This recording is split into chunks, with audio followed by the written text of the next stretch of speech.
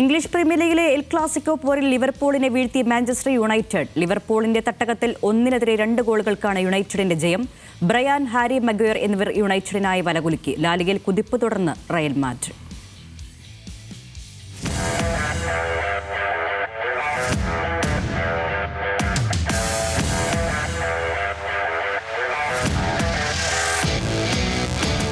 ആർത്തിരമ്പിയ ആൻഫീൽഡിനെ നിശബ്ദമാക്കി Manchester United. ലിവർപൂളിന്റെ തട്ടകത്തിൽ 1 ദശാബ്ദത്തിന് ശേഷം വിജയകാഹളം മുഴക്കി റൂബൻ അമോറിമും സംഘവും.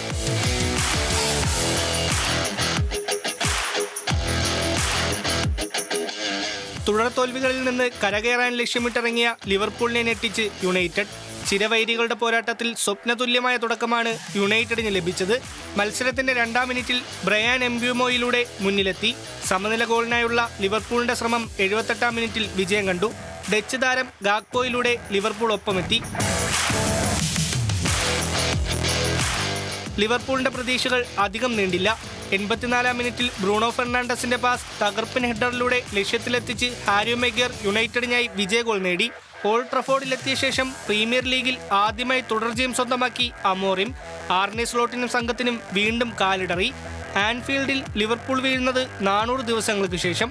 സ്പാനിഷ് ലീഗിൽ ജൈത്രയാത്ര തുടർന്ന് റയൽ മാഡ്രിഡ്. എവേ മത്സരത്തിൽ ഗെറ്റാഫയെ വീഴ്ത്തി ലോസ് ബാംഗ്ലോസ്. മറുപടിയില്ലാത്ത 1 ഗോളിനാണ് റയലിന്റെ ജയം.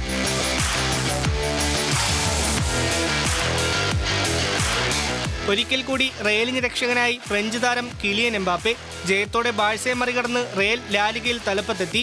2 താരങ്ങൾ ചുവപ്പ് കാർഡ് കണ്ട് പുറത്തായത് ഗെറ്റാഫയ്ക്ക് തിരിച്ചടിയായി. അമേരിക്കയിൽ മത്സരം നടത്താനുള്ള ലീഗിന്റെ നീക്കത്തിനെതിരായ പ്രതിഷേധം ഇന്നും അരങ്ങേറി. Sports desk, news Malayalam.